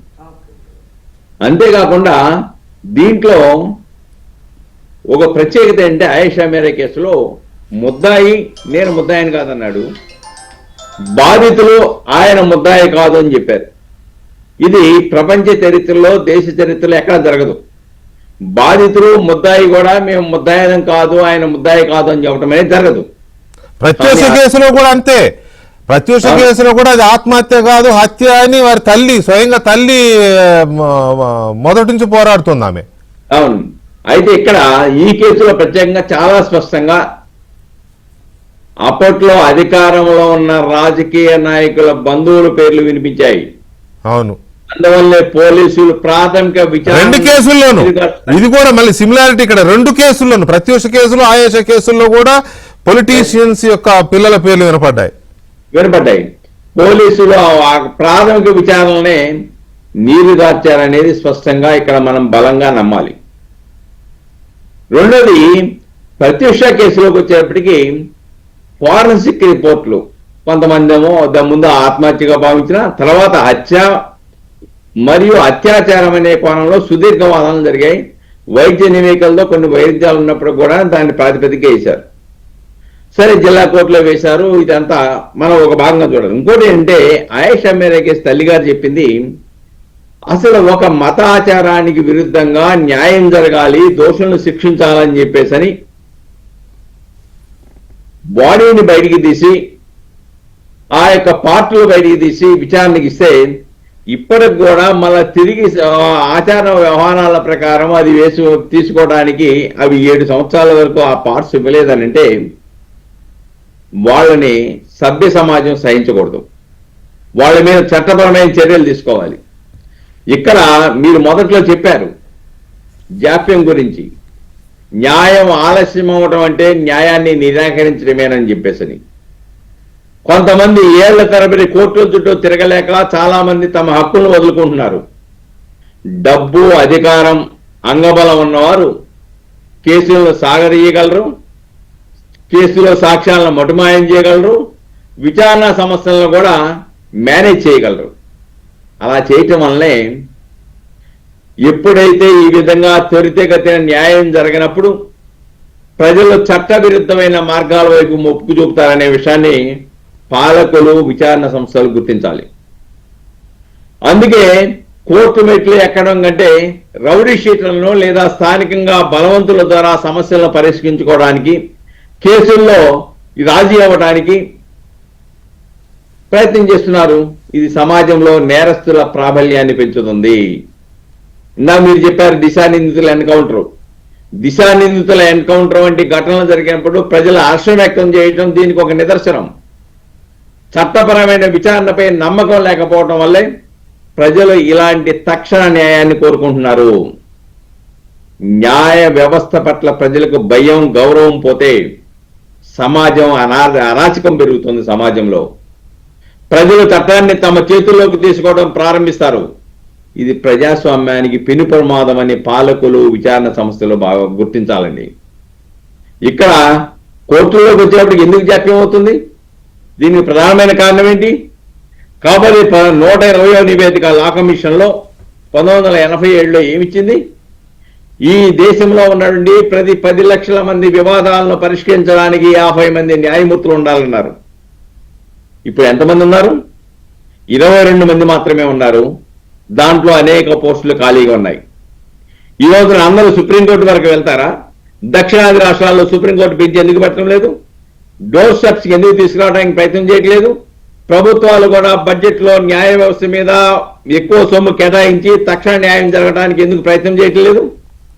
కాబట్టి ఇటువంటి వివేకానంద రెడ్డి మర్డర్ కేసే కాదండి, నిన్నగాక మొన్న జరిగినటువంటి ఎమ్మెల్సీ అనంతబాబు వీధి సుబ్రహ్మణ్యాన్ని చంపిన కేసులో ఆనాటి ప్రభుత్వం విచారణ సంస్థలని ఆ ప్రభుత్వానికి అనుకూలంగా ఉన్నది కాబట్టి విచారణ సంస్థలు ఆధారాలు లేకుండా చేసింది.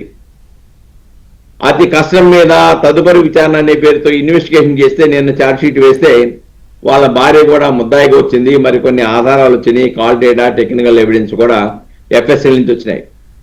ఇక్కడ మనం చూడాల్సింది విచారణ సంస్థలు కూడా తప్పుడుగా విచారణ చేస్తే, వాళ్ళ విధులు వాళ్ళు నిర్వహించకపోతే, వాళ్ళను కూడా ప్రాసిక్యూట్ చేసేటువంటి పద్ధతులు కనుక కొనసాగకపోతే డెఫినెట్ గా ఇటువంటి ఇబ్బందులు ప్రజలకు ఏర్పడతాయి. అంటే నేను అనేది ఏంటంటే మీరు చెప్పిన దాంట్లో ఒక పాయింట్ చాలా ఆసక్తికరమైన పాయింట్. మధుసూదన్ గారు, సుబ్బారావు గారు చెప్పిన దాంట్లో నేరస్తుల దగ్గరికి వెళ్తారు సత్వర న్యాయం కోసము అని. అక్కడ నేరస్తులు న్యాయం చెప్పేవాళ్ళు అయ్యారనమాట. ఆ పాయింట్లో పాయింట్ నెంబర్ 1 కరెక్ట్. అది తర్వాత నాకు బాగా తెలుసు ఇటువంటి కేసుల్లో నక్సలైట్ల దగ్గరికి వెళ్ళేవాళ్ళు బాధితులు. డెఫినెట్గా సరోజినీదేవి గారు కానీ ఆయేషా మీరా గారు కానీ ఆ టైంలో ఏజెన్సీ ప్రాంతాల్లో, అటవీ ప్రాంతాల్లో నివసించే వాళ్ళు అయితే ఖచ్చితంగా వీళ్ళు నక్సలైట్ల దగ్గరికే వెళ్ళేవాళ్ళు. నేను చెప్పగలను, చాలా గట్టిగా చెప్పగలను, ఎందుకంటే నేను ఆ ప్రాంతంలో పుట్టి పెరిగిన వాడిని కాబట్టి నాకు తెలుసు. సో కానీ చట్టపరంగా న్యాయపరంగా జరగాల్సిన న్యాయం వీళ్ళకి జరగకపోవడం, ఆ రకంగా ఒక పాయింట్ చెప్తాను సార్. మామూలుగా క్యాజువల్గా అంటూ ఉంటాం మనం, ఏముంది లేరా ఇవాళ చేస్తే రేపటికి 2 అని, అంటే అంత తొందరగా మర్చిపోతామని, మనిషికి మరుపు అనే దేవుడిచ్చిన వారు మర్చిపోతామని. 24 సంవత్సరాలుగా ఆమె పోరాడుతుంది కూతుర్నే తలుచుకుంటూ. 18 సంవత్సరాలుగా ఈమె పోరాడుతూ, ఎంత దారుణమండి, మళ్ళీ తవ్వి మళ్ళీ పార్ట్స్ తీయడం అంటే అంతకంటే శోకము, అంతకంటే గర్భశోకం ఇంకోటి ఉంటుందా? ఏదోలే మన కర్మగాలి, మన బిడ్డ చనిపోయిందని సరిపెట్టుకోవడం వేరు, ఇది ఇది ఇది అసలు మాటలతో చెప్పలేని ఇది. అయినా కూడా న్యాయం జరగలేదండి. ఇప్పటికి ఆ నేరస్తుడు ఎవరో చేసింది ఎవరో దర్యాప్తు సంస్థలు చెప్పవు. ఇక్కడ ప్రత్యూష కేసులోనేమో అది హత్య అని ఆమె పోరాడుతుంటే, సరే ఆత్మహత్య అని కోర్టుకు టెక్నికల్గా కోర్టు నమ్మింది. కోర్టుకి మళ్ళీ అదే చెప్తున్నా, ఎమోషన్స్ ఉండవు కదా కోర్టుకి, ఎవిడెన్సెస్ చూస్తారు. సో ఇది పరిస్థితి. ఓ పోలీస్ అధికారిగా మీకేమనిపిస్తుంది ఇలాంటి డిలేడ్ జస్టిస్ మీద? వెంకటకృష్ణ గారు, మీకు ప్యానల్లో సభ్యులు ముప్పాడు సుబ్బారావు గారికి నమస్తే. బిడ్డలను పోగొట్టుకున్నటువంటి ఆ ఇద్దరు తల్లులకి నా నమస్కారం. ఒక బిడ్డని అల్లార ముద్దుగా పెంచుకొని యుక్త వయసు వచ్చిన తర్వాత ఎవడో ఒకడు అఘాయిత్యం చేసి ఆ బిడ్డ ప్రాణాలు పోతే ఆ తల్లి ఎంత తల్లడిల్లిపోతుందో మనం ఊహించవచ్చు. ఈ ఇద్దరు తల్లుల దీనిలో కూడా మనకి ఆ గాథలో అదే తెలుస్తోంది. ఇప్పుడు మీ చూసినటువంటి 2 కేసుల్లో ఖచ్చితంగా పోలీసు అలసత్వం అనేది కనపడుతుంది. ఎందుకంటే ప్రత్యూష గారి తల్లి గారు చెప్తున్నారు ఆమె బట్టలు కనబడలేదని. That is a very important evidence. అవును, ఆ బట్టల మీద ఒకవేళ అత్యాచారం జరిగి ఉంటే ఆ సీమెన్ మార్క్స్ ఉంటాయండి, అవును, ఆ వెంట్రుకలు ఉంటాయండి, అవును, ఇవన్నీ కలెక్ట్ చేయాల్సినటువంటిది. అది ఎలా కనబడకుండా పోతుంది? బట్టలు ఎట్లా డిస్ట్రాయ్ చేస్తారు? దట్ ఈస్ అన్ ఇంపార్టెంట్ కేసులో బట్టలు కనబడలేదని అంటారు. అలాగే ఇప్పుడు ఆయేషా మీరా కేసులో కూడా ఎవరో ఒకటి పట్టుకొచ్చారు, మళ్ళీ ఇంకొకటి పట్టుకొచ్చారు, మరి వాళ్ళని కూడా రిమాండ్ పంపించారో నాకు తెలియదు. ఆ టైంలో నేను యాంటీ కరప్షన్ బ్యూరోలో ఉన్నాను. నేను ఈ పోలీసు ఇన్వెస్టిగేషన్, నాకు అప్పుడు ఏం జరుగుతుందో తెలియదు. చివరికి తీసుకొచ్చిన వాడు సత్యం బాబు, ఆయన 2 ఏళ్ళు అది తీసుకొచ్చిన తర్వాత అతను కాదని చెప్పి హైకోర్టు తీర్పు చెప్పింది. అంటే ఎంత క్యాజువల్ గా ఇన్వెస్టిగేషన్ చేస్తారు, ఎవరినో పట్టుకొచ్చి రిమాండ్ పంపించడం అంటే. ఒక ఇంపార్టెంట్ కేసు, అందులో అమ్మాయిని ఏదో తల మీద కొట్టి చేసి అది ఆ అమ్మాయి చనిపోయిన తర్వాత ఏదో రేప్ చేశారేదో అంటున్నారు. మరి నాకు తెలియదు. అంత ఒక పైశాచికంగా జరిగినటువంటి ఒక మర్డర్ కేసుని, ఒక రేప్ అండ్ మర్డర్ ని ఎంత సీరియస్ గా ఒక వ్యవస్థ అంతా కూడా దాని మీద పనిచేయాలి. అటువంటి సీరియస్ కేసు జరిగినప్పుడు మొత్తం వ్యవస్థ అంతా దాని మీద ఉండాలి. మరి అప్పట్లో ఏం జరిగిందో ఏంటో అంత క్యాజువల్ గా ఎలా తీసుకున్నారో ఏంటో తెలీదు. ఈ తప్పులు చేస్తూ వచ్చారు. ఎప్పుడైనానంటే ఇట్లాంటి సెన్సేషనల్ కేసెస్, ముఖ్యంగా ఆడవాళ్ల మీద అఘాయిత్యం జరిగినటువంటి కేసుల్లో పోలీసు చాలా అప్రమత్తంగా ఉండాలి, సమర్థంగా వేగంగా స్పందించాలి, నేరస్థలాన్ని కాపాడాలి, అక్కడ అన్ని శాస్త్రీయ ఆధారాల్ని సేకరించాలి, నేరస్తుల కోసం వెంటనే స్పెషల్ టీమ్స్ వేసి నలుదిక్కులకు పంపించి పట్టుకునే ప్రయత్నం చేయాలి. నేరస్థలంలో రక్త మరకలు, సీమెన్ మరకలు, వెంట్రుకలు, బట్టలు, ఆ బెడ్షీట్స్ ప్రతి అంగుళం చెక్ చేసి నేరస్తులు వదిలినటువంటి ఏ ఆధారాన్ని వదలకుండా సేకరించాలి. బాధితురాల్ని లేదా మృతదేహాన్ని క్షుణ్ణంగా పరిశీలించి ఏమి జరిగింది, ఏ అఘాయిత్యం జరిగింది, ఏమి మీద ఇంజరీస్ ఏమున్నాయి అనేటటువంటి చూడాలి. శవ పంచాయతీ జరపాలి, ఆ చుట్టుపక్కల వాళ్ళందరినీ విచారించాలి. ఆ చుట్టుపక్కల నేరస్తుడు ఏదన్నా వానవాళ్ళు వదిలి ఉంటే అదంతా కూడా వెతకాలి. ఇట్లాంటి నేరస్తులు ఎవరున్నారో విచారించాలి. అత్యాచారం, హత్య, లేకపోతే దానికి మోటివ్, కారణం ఏంటో దానికి లోతుగా విచారించాలి. నేరస్తుడు ఎవరో నిర్ధారించాలి. నేరస్తుని పట్టుకున్న తర్వాత వాడి ఇల్లు సెర్చ్ చేయాలి. వాడి శరీరం మీద బట్టలు అవి లోపల డ్రాయర్ గాని ఇవన్నీ కూడా తీసి అవన్నీ పరీక్షించాలి. వాటన్నిటినీ సీజ్ చేయాలి. అన్నిటిని ఫోరెన్సిక్ ఎవిడెన్స్ గ్యాదర్ చేయాలి. తర్వాత పోస్ట్ మార్టం చేసినప్పుడు లోపల ఆ సీమెన్ స్వాప్స్ తీస్తారు. అవన్నీ డిఎన్ఏ పంపించాలి. ఆ డిఎన్ఏ టెస్ట్ చేయించాలి. తర్వాత వాడి బ్లడ్ శాంపుల్ తీసి డిఎన్ఏ మ్యాచ్ చేయాలి. నేను అదే అడుగుతున్నాను మధుసూదన్ గారు. ఇప్పుడు మామూలు కేసుల్లో అంటే ఏదో లంచాలు తీసుకున్నారు, లేకపోతే ఇంకోటి ఏదో ఎక్కడో జరిగింది, అలాంటి కేసుల్లో ఏదో అలసత్వమో, నిర్లక్ష్యమో, లేకపోతే కేసుని మ్యానిపులేట్ చేయడమో ఏవో జరిగాయి అనుకోవచ్చు. కానీ ఇది దారుణమైన కేసులు కదా. ఆడపిల్లని అత్యాచారం చేసి, హత్య చేసి, అత్యంత భయంకరంగా వెరీ గ్రూసిమ్ ఇన్సిడెంట్స్ ఇవి. మొత్తం సమాజాన్ని కుదిపేసే అంశాలు కాదు. ప్రత్యూష అయినా, ఆయేషా కేసు అయినా, ఇంకోటైనా ఇటువంటివి సమాజాన్ని కుదిపేసిన అంశాలు కదా. ఈ కేసుల్లో దర్యాప్తులో కూడా ఇంత నిర్లక్ష్యం అనేది సహించవచ్చా? ఖచ్చితంగా. ఎందుకంటే ఈ వ్యవస్థలు సరిగా పనిచేయనప్పుడే మీరు అన్నారే ఇన్స్టెంట్ జస్టిస్ కావాలని, ఇప్పటికిప్పుడు తక్షణం న్యాయం కావాలి. ఏంటి సరోజిని గారు ఏంటి చెప్పండి సార్. ప్రత్యూష కేసులో ఇప్పుడు సార్ చెప్పింది జరిగింది సార్. ప్రత్యూష కేసులో మెడికో లీగల్ కింద సార్ డ్రెస్ చాలా ఇంపార్టెంట్ అన్నారు. నేను వెళ్ళి ప్రత్యూషను డ్రెస్ అడిగితే ప్రత్యూష మోషన్ చేసింది. మేము మా డాక్టర్స్ తీసి డస్ట్బిన్ లో వేశారు. డస్ట్బిన్ లో వేస్తే మా హాస్పిటల్లో డైలీ మా సర్వెంట్స్ ఉంటారు కదా, వాళ్ళు డైలీ వేస్టేజ్ అంతా తగలబెట్టేస్తుంటారు. అందులో భాగంగానే ప్రత్యూష డ్రెస్ కూడా తగలబెట్టేశారు అని అన్నారు సార్. అదే భాగంలో 4 days తర్వాత నన్ను పిలిచి ప్రత్యూష చెప్పులను ఒక 3 కవర్స్లలో చుట్టి నా ముందరనే సెల్ఫ్ లో ఉంది. సెల్ఫ్ లో నుంచి ప్రత్యూష చెప్పులు తీసి ఇచ్చారు సార్. అంటే ప్రత్యూష చెప్పులను ఇచ్చారు, ప్రత్యూష డ్రెస్ తగలబెట్టారు. నేను అక్కడ కేర్ హాస్పిటల్ చైర్మన్ గారి దగ్గరికి వెళ్ళి అడిగాను సార్ నా బిడ్డ డ్రెస్సులు నాకు అసహ్యం కాదు సార్, మీరు అదే విధంగా ఉండి నాకు ఇస్తే నేను తీసుకునేదాన్ని. మేము కన్న పిల్లలు, మేము చిన్నప్పటి నుంచి అలాంటి సేవలు చేయండి పిల్లలు పెరగరు సార్. అందరు తల్లులు అలాంటి సేవలే చేస్తారు. పైజామాలో మోషన్ అయింది, పైది ఎందుకు ఇవ్వలేదు సార్? పైది కూడా ఎట్లా తగలబెడతారు మీరు? కార్పొరేట్ హాస్పిటల్కి ఒక సస్పెక్టెడ్ పేషెంట్ వచ్చింది అని అంటే మెడికో లీగల్ కింద ఎవ్రీ ఆర్టికల్ను మీరు ప్రిజర్వ్ చేయాలి. ఎందుకు ప్రిజర్వ్ చేయలేదని అడిగాను sir. There is no answer sir. Motion చేసింది తగలబెట్టేస్తాం, రెక్లెస్ ఆన్సర్ సార్. మమ్మల్ని అంటే మేము ఏమి పవర్ లేని వాళ్ళము, డబ్బులు లేని వాళ్ళము, మిడిల్ క్లాస్ కాబట్టి ఒక ఎలోన్ లేడీ వచ్చింది అడుగుతుంది కదా, రెక్లెస్ ఆన్సర్లు ఇవ్వాలి, పంపించేసేయాలి సార్. ఇది అక్కడ జరిగింది సార్. ఫస్ట్ ప్రత్యూష కేసులో ఎవిడెన్స్ స్మాష్ అయిందే అక్కడ సార్. దస్తుని మొత్తం మెయిన్ ఎవిడెన్స్ తీసేస్తారు సార్. చాలా ఇంపార్టెంట్ కదా. సార్ చెప్పినట్టు ఏ అమ్మాయి ఏ రేప్ అండ్ మర్డర్ కేసు చూసుకున్నా, లేకపోతే అటెంప్ట్ రేప్ కేసు చూసుకున్నా కూడా బట్టలు అనేవి చాలా ప్రైమ్ ఎవిడెన్స్. అది చాలా ప్రైమ్ ఎవిడెన్స్.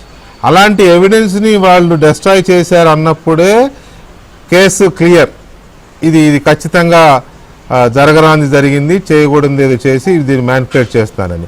దీన్ని మధుసూదన్ గారు దీని మీద ఇంకొంచెం డీప్ గా మాట్లాడారు. మధుసూదన్ రావు గారు, ఇలాంటప్పుడే కదా ఇందాక మనం అనుకున్నట్టుగా ఇన్స్టంట్ జస్టిస్ అది యాంటీ కాన్స్టిట్యూషనల్ లేకపోతే యాంటీ సిస్టమ్స్ అయినప్పటికీ కూడా ప్రజలు నా స్ట్రైట్ ఇదండి, దిశ ఎన్కౌంటర్ కనుక, దిశ కేసులో ఎన్కౌంటర్స్ కనుక జరిగి ఉండకపోతే ఆ కేసు ఎలా ఉండేది? ఇప్పుడు ఇంకా దర్యాప్తు జరుగుతూనే ఉండేదేమో.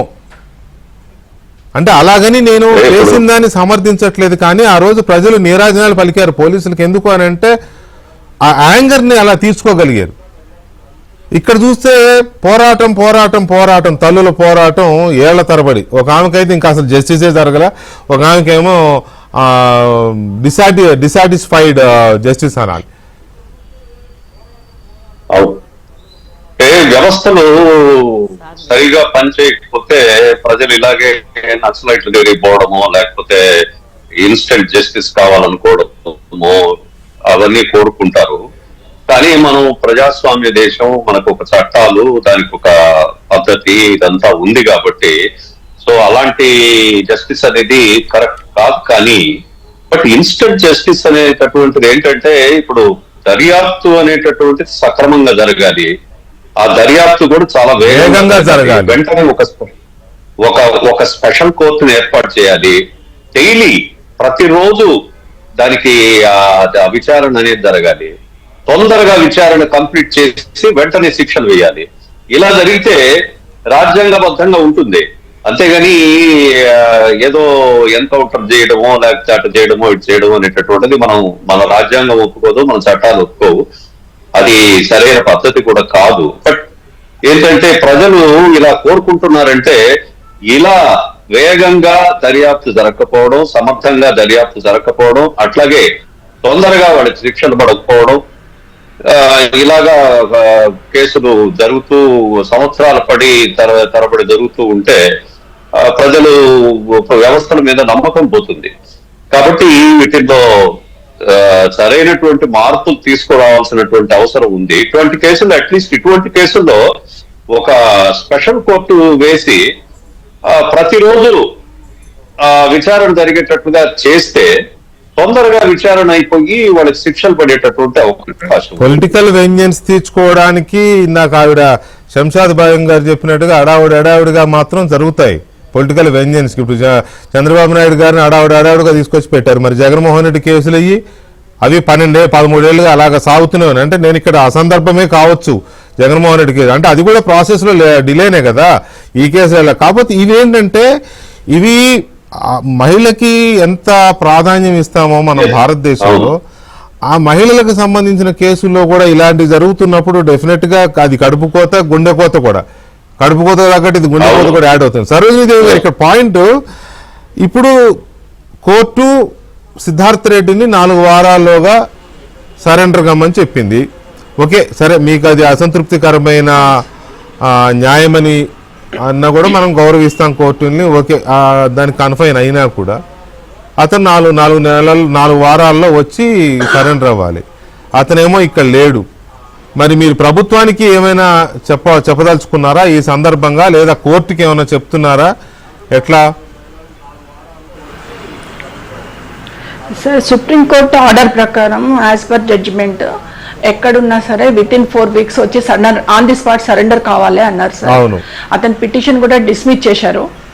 సో కంపల్సరీ అతను ఎక్కడున్నా వచ్చి 4 వీక్స్ లోపల సరెండర్ కావాలి సార్. ఈ 4 వీక్స్ లోపల సరెండర్ కాకపోతే మా అడ్వకేట్స్ నెక్స్ట్ స్టెప్కి వెళ్దాము అని అన్నారు సార్. మేము డిస్కస్ చేశాము. 4 వీక్స్లో అతను కంపల్సరీ సరెండర్ కావాలన్నారు. ఇంకా నేను ప్రభుత్వాలను మాత్రం అడుగుతున్నది ఏంటంటే సార్, ఇక్కడ చెప్పాలా వద్దా తెలియదు కదా సార్, సంఘంలో సమాజంలో నేను ఈ 24 years అబ్జర్వ్ చేసింది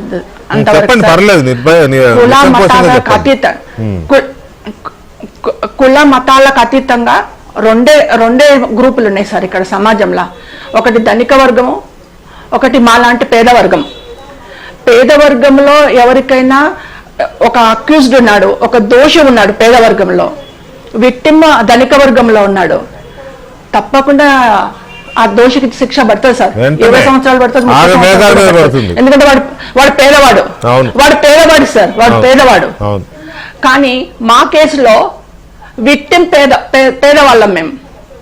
ఇందులో ఇన్వాల్వ్ అయిన వాళ్ళు ధనిక వర్గం. కాబట్టి మాకు జస్టిస్ జరగట్లేదు. దే ఆర్ ఎస్కేపింగ్, ఎవిడెన్స్ అన్ని మాయమైనాయి సార్. ప్రత్యూష కేసులో main sir charge sheet apply చేయలేదు సార్.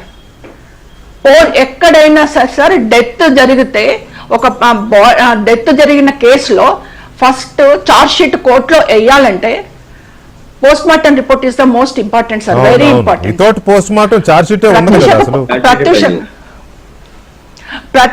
ప్రత్యూషకు పోస్ట్ మార్టం జరిగేటప్పుడు రూమ్ పక్కన నేను కూర్చొని ఉన్నాను సార్, ఏడుస్తున్నా. బిడ్డను ఎప్పుడు నాకు హ్యాండ్ ఓవర్ చేస్తాను, నేను ఎప్పుడు చూసుకోవాలి. చనిపోయినప్పటి నుంచి నాకు దగ్గరికి పోయే క్షణాలు చాలా తక్కువ సార్. నాకు బిడ్డను ఎప్పుడు పట్టుకొని ఏడవాలి అని ఒక ఆతృతతోటి నేను అక్కడ పోస్ట్ మార్టం రూమ్ పక్కన కూర్చొని ఏడుస్తున్నాను సార్. లోపల మునిస్వామి గారు పోస్ట్ మార్టం చేస్తూనే ఉన్నారు సార్. నా కళ్ళతో ప్రత్యక్షంగా సార్ లోపలికి వెళ్ళంగా చూసినా, పోస్ట్ మార్టం అయిపోయి బయటకు వెళ్ళంగా కూడా నా కళ్ళతో చూసిన సార్. అయితే ఇప్పుడు ఇక్కడ న్యాయస్థానాలు చెప్పేది ఏంటంటే, పోస్ట్ మార్టం రిపోర్ట్ రెడీ అయిన తర్వాత దాన్ని అఫీషియల్స్ కు హ్యాండ్ ఓవర్ చేయకుండా దాన్ని ఆయన ఆతృతతోటి అత్యుత్సాహంతో అనౌన్స్ చేశాడు, బయటకు చెప్పాడు. కాబట్టి post mortem report not counted. Sir ఏది చెప్పినా అది అతని మిస్టేకే కావచ్చు. అతను ఇప్పుడు ఆ ప్రొఫెసర్ గారు లేరు, 2009లో యాక్సిడెంట్లో చనిపోయారు మునిస్వామి గారు. కాబట్టి లేని వారి గురించి మనం మాట్లాడుకోకూడదు. నేను చెప్తున్నది ఏంటంటే అతను అత్యుత్సాహంతో చెప్పాడా, ఏది చెప్పాడని చెప్పేసి పోస్ట్ మార్టం రిపోర్ట్ని పక్కన పెట్టేసి మా బాధితులకు అన్యాయం చేస్తూ మెయిన్ ఎవిడెన్స్ ను తీసేసి ఎవరు ఆ పోస్ట్ మార్టం రిపోర్ట్ అప్పటి నుంచి పోస్ట్ మార్టం చేసినప్పుడు బాడీని చూడలేదు, బాడీకి పోస్ట్ మార్టం చేయలేదు. అలా చెయ్యని ఒక ముగ్గురు డాక్టర్స్ తోటి ఆఫ్టర్ 1 month ప్రత్యూష డెత్ అయిన తర్వాత 1 month కు ఒక త్రిసభ్య కమిటీ వేశారు సార్ ప్రభుత్వం వాళ్ళు. త్రిసభ్య కమిటీ వేసి వాళ్ళకు అందుబాటులో ఉన్న ఎవిడెన్స్ ని తీసుకొని రిపోర్ట్స్ ని తీసుకొని ఒక రిపోర్ట్ ఇచ్చారు సార్. ఆ రిపోర్ట్స్ ఆధారంగా ఒక రిపోర్ట్ ఇచ్చారు. నేనేమంటున్నానంటే సార్, ప్రత్యక్షంగా నేను అక్కడే ఉన్నాను, పోస్ట్ మార్టం రూమ్ దగ్గరనే ఉన్నాను. మునిస్వామి గారు లోపలికి వెళ్ళారు, పోస్ట్ మార్టం చేశారు. ఇంకొకటి సార్, నాకు తెలియదు, పోస్ట్ మార్టం చేసినప్పుడు ఫొటోస్ తీస్తారు సార్, వీడియో తీస్తారు సార్, ఫొటోస్ తీస్తారు, ఇలాంటి హై ప్రొఫైల్ దాంట్లో వీడియో కూడా తీస్తారు. హ్యూమన్ రైట్స్ వీడియో కూడా సార్. నేను కోర్టులను అడిగాను, పోలీసు వాళ్ళని అడిగాను, అందరిని అడిగాను సార్. నాకు ఫోటోలు ఇవ్వండి, పోస్ట్ మార్టం రిపోర్ట్ ఇవ్వండి, పిచ్చి దానిలాగా అడిగాను సార్. సేమ్ ఆయేషా మేడం చెప్పినట్టుగానే నాకు ప్రత్యూషకు సంబంధించిన డెత్ కు సంబంధించిన మెయిన్ ఎవిడెన్స్ ఇంక్లూడింగ్ బట్టలతో పాటు ఏ ఒక్కటి కూడా నాకు రాలేదు సార్. ఆ రోజు పుణ్యవతి గారు ప్రజావాజ్యం కేసు వేశారు హైకోర్టులో. వేసేటప్పుడు ఇద్దరు సార్, రోహిణి మేడం ఉన్నారు, నాయక్ జడ్జి గారు ఉన్నారు, ఇద్దరు జడ్జెస్ సమక్షంలో జరిగింది సార్. అక్కడ ఇచ్చింది ఏంటంటే 7 years ప్రత్యూష కేసు చాలా సొసైటీలో చాలా అలజడి జరుగుతుంది కాబట్టి ప్రత్యూష కేసుకు సంబంధించిన ఎవిడెన్స్ అన్నిటిని హైకోర్టులో 7 years ప్రిజర్వ్ చేస్తాము.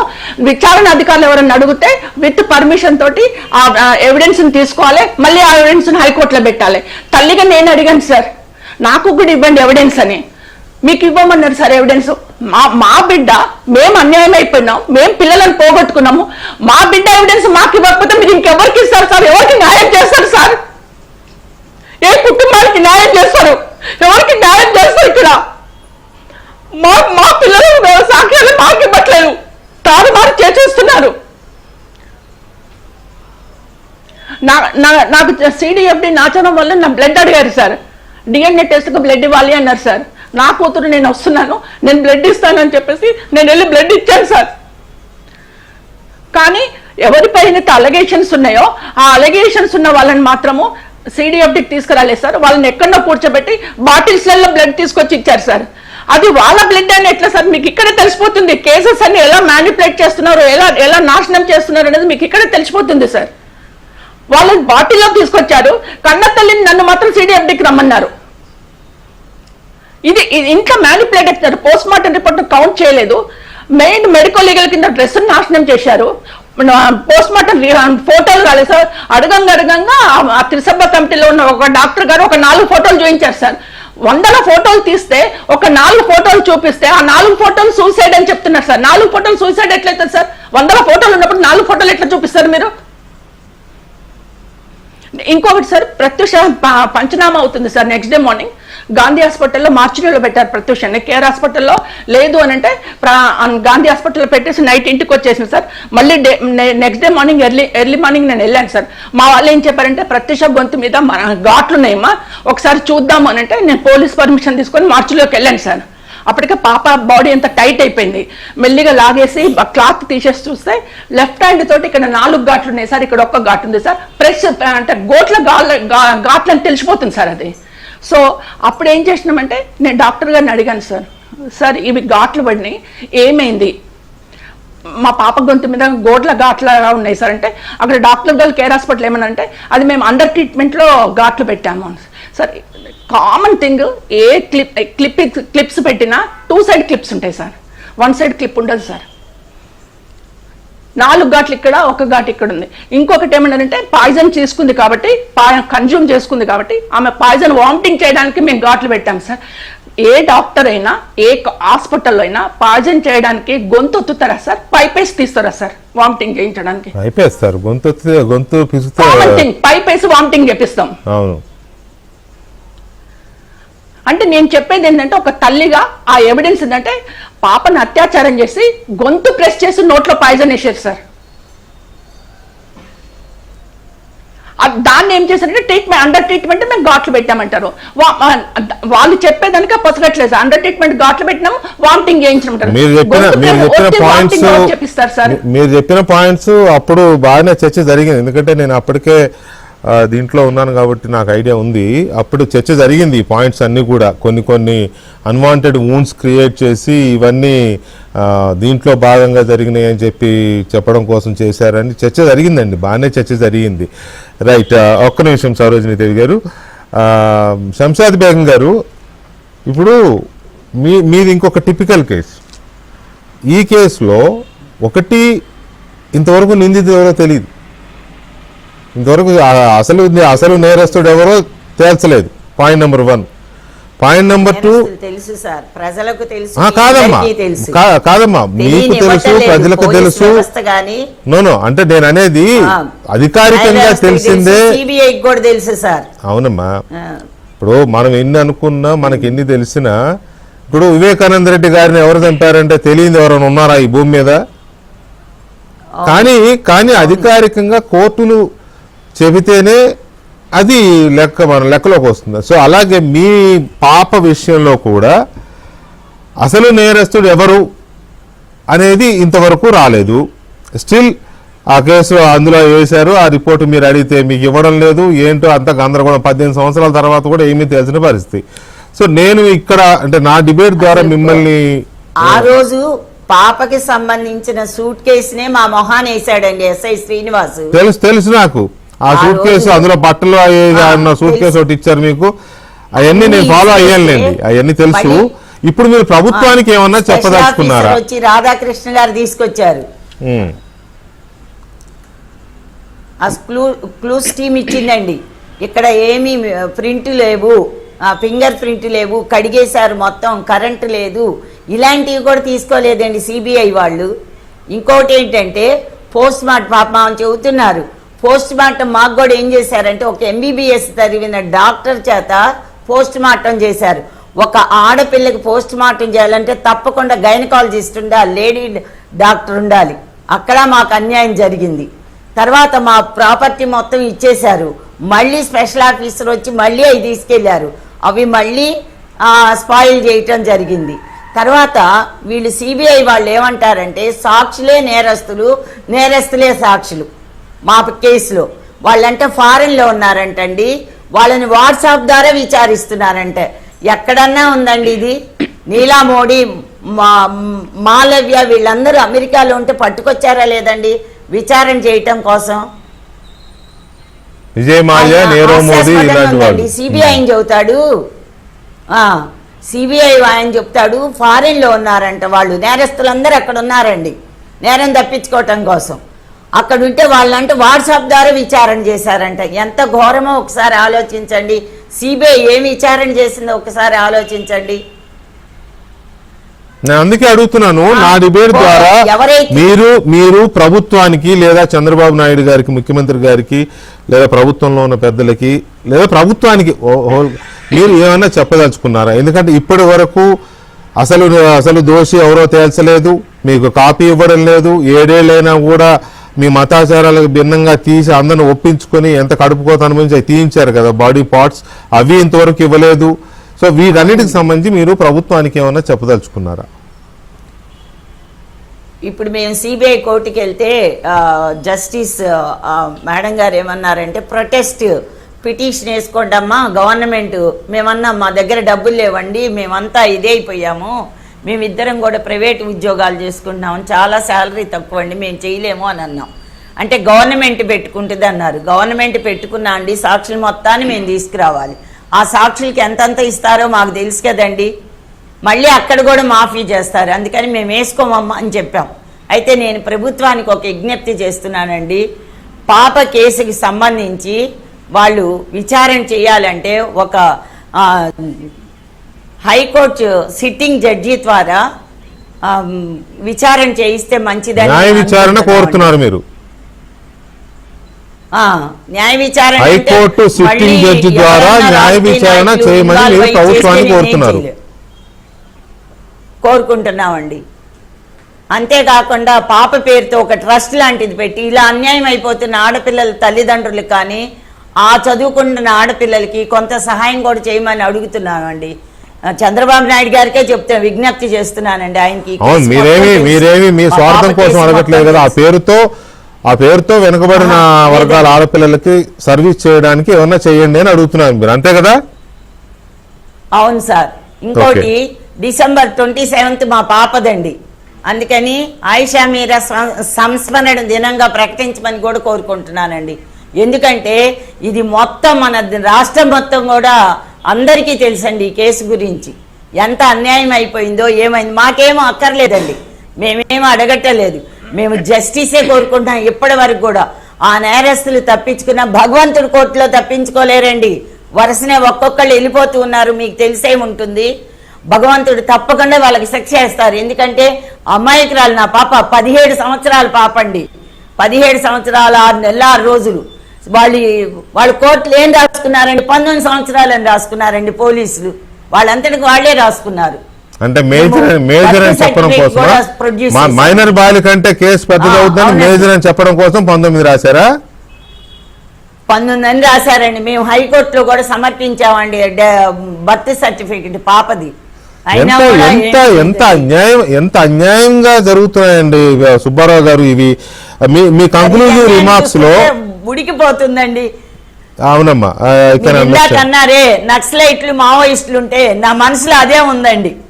ఎక్కడున్నారు ఈ నక్సలైట్లు మావోయిస్టులు? ఇంత అన్యాయాలు జరుగుతుంటే అని కూడా మనసు చాలా సార్లు ఆవేదన చెందిందండి. అంత బాధేసింది. సుబ్బారావు గారు మీరు కంక్లూజివ్ రిమార్క్స్ ఏం చెప్తారు? వాళ్ళు ఇప్పుడు దేవుడు అనేవాడు ఉంటాడు అని సరోజినీ దేవి గారు మధ్యాహ్నం వేరే ఒక చోట చూశాను, మాకు ఇచ్చిన వేరే ఇంటర్వ్యూలో కూడా అదే అన్నారు. ఈ మనుషులు వీళ్ళు కోర్టులు వీళ్ళని ఇది చేయొచ్చు కానీ దేవుడు వదలడని. ఇప్పుడు ఆవిడ అదే మాట అన్నారు. అంటే తల్లులుగా అంతకు మించి వాళ్ళు ఏం చేయగలరు సార్? అది కాదు సార్, ఒక్క నిమిషం సార్.